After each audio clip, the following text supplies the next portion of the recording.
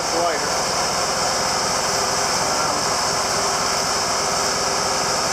Listen here, I got to demonstrate it. Cool little feature.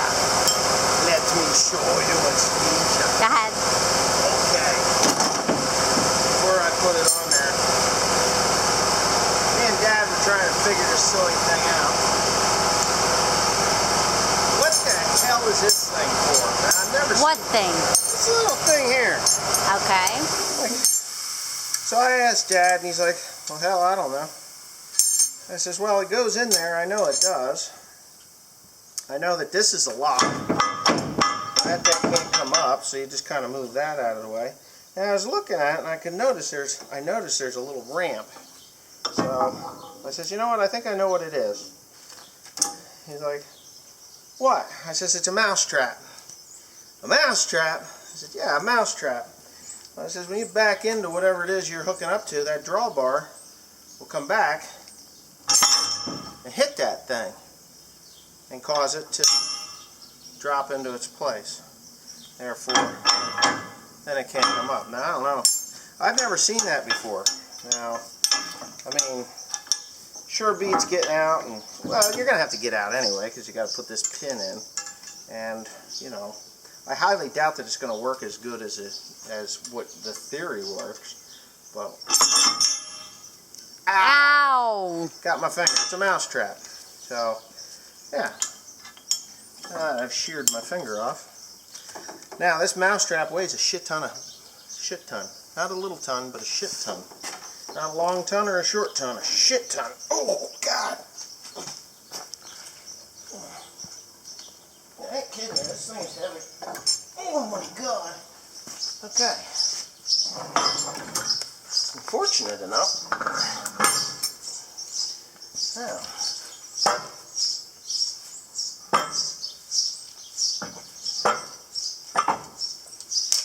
Ooh. I have to go back there and see. I forgot to put on What? those damn washers. I have to pull them off again. No big deal, but I do have to put that in. But I got a feeling. See this thing here? What is that? This is for this pin to go up into. This tractor already has that. Oh, it's an insert. So I don't know. I'm going to have to get under there with a hammer, I guess, and maybe tap that up. I don't know.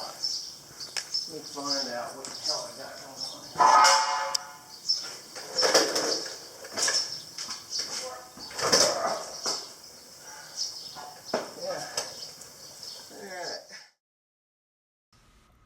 Yeah. Okay, so now for the fun part.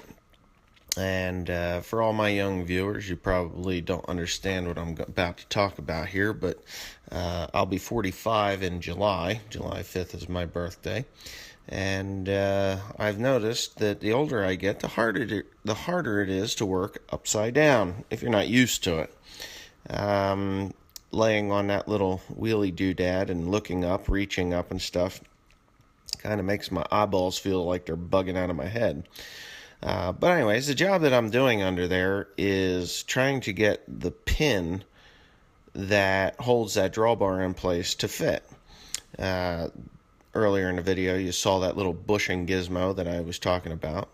Well, it's laying on top of that green block there on the right-hand side of the screen right now. Well, it won't. The pin was for a Category 3 hitch. This is a Category 4 hitch, which is much, much larger than what the Category 3 pin hole is. So in order to get the old bushing out, I needed to have a special puller of some sort, or come up with a puller of my own. And to come up with a puller of my own was quite simple. You saw me put Never-Sees on that. It's a piece of threaded rod and a nut. And you'll see that I'm going to weld the ever-loving crap out of this thing, because that bushing is really up in there hard. I mean hard, really hard. So I had to get under there and weld on this and that and all the way around it like 3 or 4 times in order to get that nut welded on tight enough that it wouldn't break loose. And you'll see what I'm working with the pipe wrench, and then it flopped off and it's hot. So the new one is real simple. I put it up there with a little bit of Never Sees. Oh, there, I'm tearing it out. Oh no, those are washers that I didn't need.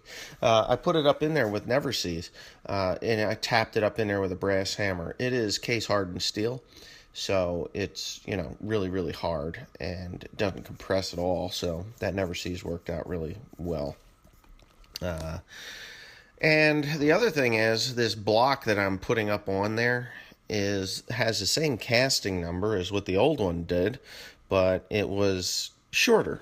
The legs of it were shorter, and the drawbar would not pass underneath it to fit in with the new drawbar, so I had to replace that also. Yeah. So after all this work, and now you're going to see me twisting and yanking on a breaker bar, which I do break a little later in the video. Apparently I have too much power, and I break it. So, but anyways, I'm about to crawl out from under here, I guess, and get started on the next part. And the next part is to put those washers that I didn't put on the bottom side of the support, the drawbar support. So I wanted to have everything the way it was supposed to go on. John Deere gave me everything, including the little sticker that's supposed to go on the drawbar with the... I'm about ready to go flying. There I went. You locking and loading, Teresa? Anyways, yeah. Okay. They didn't give me Yeah, me and instructions on how Teresa to put just it got together. done putting the hitch on. Actually, Dad was here too, but he doesn't like being filmed, so we just kind of didn't film the beginning part of this. So I bought the hitch, I bought the mounts, all this other happy horse shit. That there, I thought I was going to be able to return the new one because it was already on the tractor, but John Deere had upgraded this part and pin. And where's that piece that I torched out of there, or welded out of there? Right here. It's in there. Hot. She says it's hot. Don't touch it. Still If it's hot. Is it, how hot is it? Warm. It's still warm. How? No, that's just downright hot. I told you. So anyways, this little piece here where I've got it welded on, I needed to make a puller, so I welded the nut fast to the piece I was removing, and that thing was like 150 degrees yet, to pull it out, because they had sold me a new piece to go up in there, which I easily tapped in with some Never Sees. And yeah, I tapped it in, and then of course you saw that I had replaced this piece up and under there too. Now the funny thing about this casting number, it's identical to the casting number that is underneath there, and that is kind of funny because it's different. It's actually, the legs of this one are shorter to receive a category 3 drawbar, where this is a category 4 drawbar. So I wanted the category 4 because of the baler, the tongue, the weight of the baler. So I think we demonstrated this once already, but John Deere has built this wonderful little mousetrap design thing, but I think it's really cool, so I'm going to demonstrate it again. Right, Teresa? Alright, so you're all by yourself, and you can't get the thing, you're just not doing a very good job of backing it up in there. So you back it up, and what happens when the drawbar hits that thing, it just falls right in. And it's supposed to lock, but there it is. It's all locked in. It does not come up because it has that gizmo, and you get out of the tractor and you put the safety pin in, which the hay is going to knock out anyway.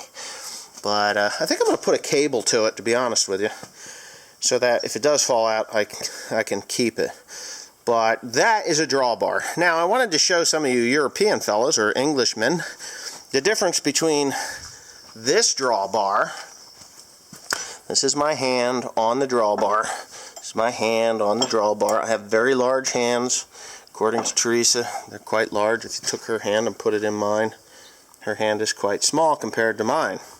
I take my hand and put it on this drawbar, I can easily wrap my hand all the way around it. It's very small. It has this tiny little pin.